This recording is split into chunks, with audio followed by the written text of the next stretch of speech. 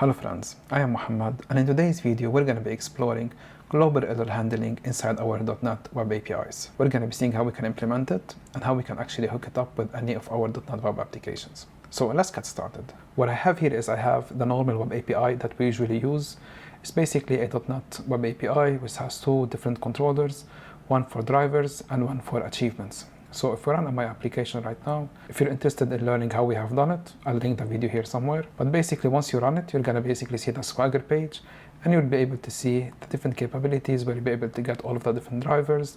And basically once you add a driver, you'll be able to get the information, post, update, delete, simple CRUD operations that we are able to do for every single one of these controllers. So what we're gonna be doing right now is we're gonna be introducing some random exceptions inside our application, and we're gonna be seeing how is it currently being handled by default and how we can implement a global error handling in order for us to have a much better user experience and have the capabilities to understand the errors and how we can actually trace it better. So right now what I have done is I have injected a couple of different exceptions.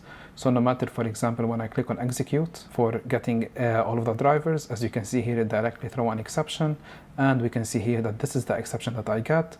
Basically, I get the full stack trace of the error, I get a 500 response, I get a simple message saying this is an internal server error. So this might be useful for a developer, but for example, if my application goes into production, I don't really want to basically show all of this information. I want to have a much more structured approach. Even for a developer, I want to make sure that it is much more better structured, have the capabilities to have a more of a unified response for any types of exception that's being generated by my application, in order for anyone who's consuming my application will have a better user experience handling all the different errors, as well to have a more consistency across the board. So this is one of the exceptions that I have. And another one, let's say I want to delete a driver, click on execute. Again, as we can see, it threw an exception here, and basically we can see we got the different types of error. And what I'm going to do right now is I'm going to start step by step by adding different components, see how these different components actually start enhancing our error handling, and then we're going to be adding a global error handling middleware, and we're going to take it from there. So if you come back here, I'm just going to stop my application and I'm going to make this smaller. And what I'm going to do is I'm going to start by going to my program.cs, and what I'm going to do is where I am injecting my unit of work, I'm going to add a functionality here. So all I'm going to do here, I'm just going to say .add problem details. And once I have done that, all I'm going to do right now is just run my application again. And the reason I'm doing this, so we can see the step-by-step approach of actually implementing this. So now that I have added this, I'm just going to come back here, click on execute. We get the same error, come back here, and we can see directly that the error has changed. So instead of having a full stack trace directly embedded, what happened here is I got a different structure for my errors, where I'm able to actually see the type of the errors, the title, for example, the status, the details, as well as the trace ID. So basically, if we take a look here at the error, you can see as I'm specifying a custom message.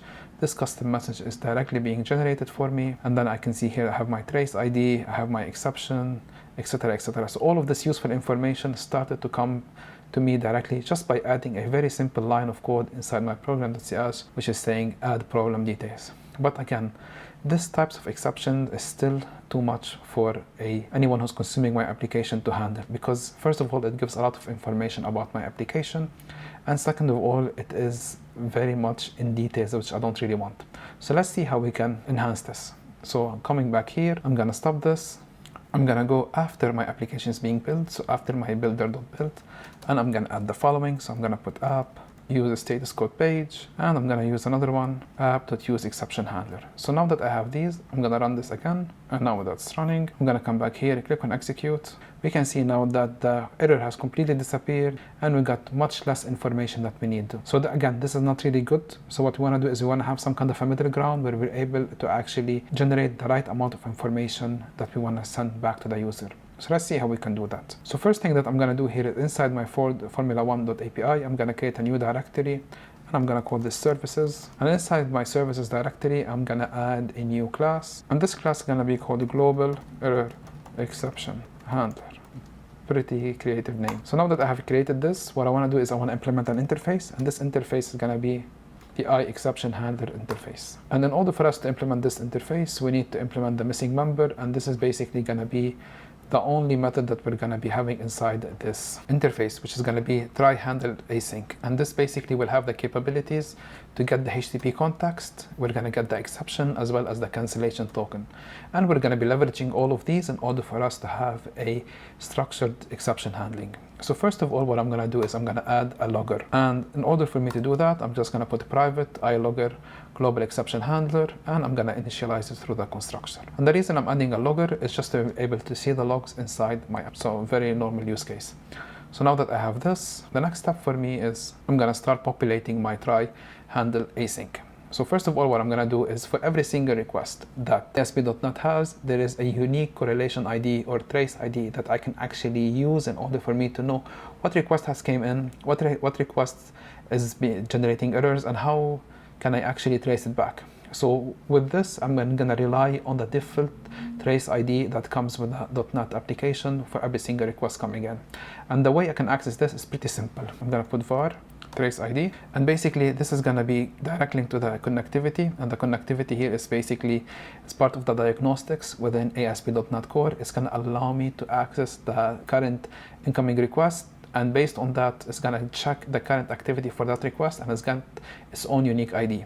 In case that request or that identifier is not available, what I'm going to do is I'm going to rely on the HTTP context, and that HTTP context will have its own unique ID. So either or, both of them were going to be very useful in order for me to be able to trace that request.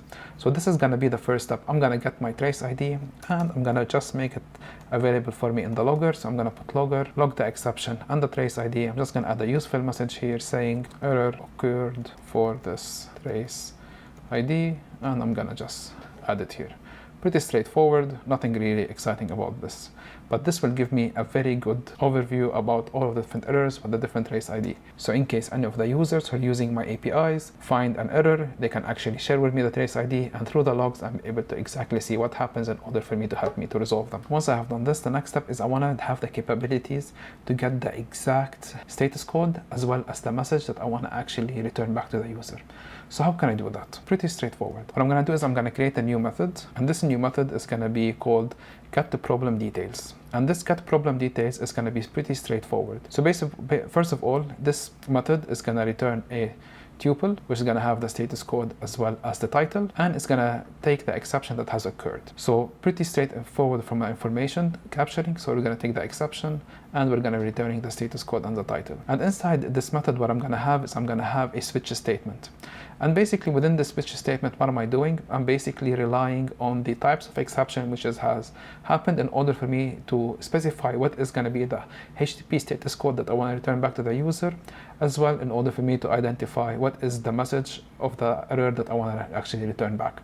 And this is going to be pretty straightforward. So we can see here, if it's an argument exception, I'm returning a 400, as well as I'm returning an invalid argument provided. If it's an unauthorized access, I'm returning a 401, an unauthorized access. What I can also do, if I have a custom error message when it's being thrown, I can attach it here. So for example, I can say space, and I can have here, for example, ex.message, and basically this will attach any custom message that I have attached to the original error. So in order for me to have a much smarter error details. So these are the two main common ones, and these are the ones that I have introduced inside my entities, inside my unit of work. So if I come back here, go to my repositories, driver repositories, as you can see here, I have introduced an argument exception. And if I go down, actually if I go up, I have introduced an unauthorized. And this is just to mimic the different types of error that might happen. You can introduce any different types of errors. In the real case scenario, you need to be able to handle different ones. But for simplicity's sake, and in order for me to make this video quite short and straight to the point, I just introduced these two types of exceptions. So now that we have done this, now I'm going to go back here. And what I'm going to do is I'm going to take this method's name, and I'm going to put a var. I'm going to call it status code and a title. So basically, I'm going to be returning a tuple here with the int regarding the status code. The title is the title of the problem that I have. As well, I'm calling the getProblemDetails, and I'm passing the exception which is available for me through this method here. So once I have done that, what's going to be the next step? I'm going to await results problem. And what I'm going to do here is basically I'm returning the results, and I'm returning a problem detail, which is basically the problem that I have specified before. And I'm passing the title that I have, which is basically that has been generated through the problem statement. I'm passing the status code that I have, which is going to be based on what type of exception that I have. And what I'm doing as well is I'm adding an extensions where basically I have a list of a dictionary, which is of type string, where I'm attaching extra information that's needed. So once I have done that, I'm basically saying that it needs to continue executing async. And the last step that I need to do here is I'm just going to have to remove this, and I'm going to say return true. And once that is done, we can see here await is not really happy. I really need to make this as an async. So once I have done this, now my middleware, for my global exception middleware, is ready to handle everything. But this will not work. What I need to do is I need to attach this global error middleware to my services here. So all I'm going to do is the following. I'm put add exception handler, and it's going to be the global error exception handler, and this is going to be it. So now that I have this here, and if I run my application and I come back here, now if I click on execute, we can see it throw an error. Come back here, we can see here that the response that I get is much more neater and structured, where basically I still have the same useful information that I want to share, the title that I have with the trace ID, the status code that I'm returning, the unique trace ID that I have, as well as the errors, invalid ID used, and this is the ID that has been used. So as you can see here that I'm able to actually leverage all of the different information that I need in order for me to make and have a very much structured error handling. So rather than just returning a full stack trace similar to what I was returning here, you can see that this has shifted from a full-blown stack trace where I'm sharing a lot of the inner working of my application.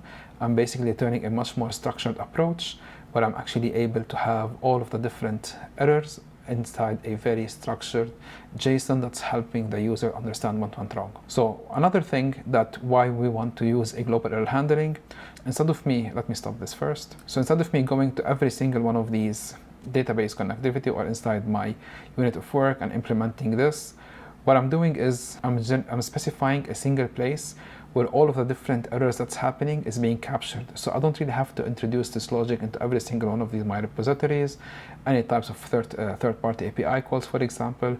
I'm leveraging the capabilities of a middleware where all of the errors will be captured by the global error exception middleware and being handled by it. So I'm removing a lot of the duplicated code that I might need to introduce inside my application to handle this. So this has been a very quick introduction about global exception handling inside our .NET Web APIs. If you'd like to support me, please consider supporting me on Patreon or becoming a member of this channel. Please subscribe to the channel, as I can see from the stats that 90% of you are not subscribed. So please help me boost this number up, and please subscribe to the channel. And as always, if you have any questions, please make sure to put them in the comments down below. Thank you very much for watching, and have a great day.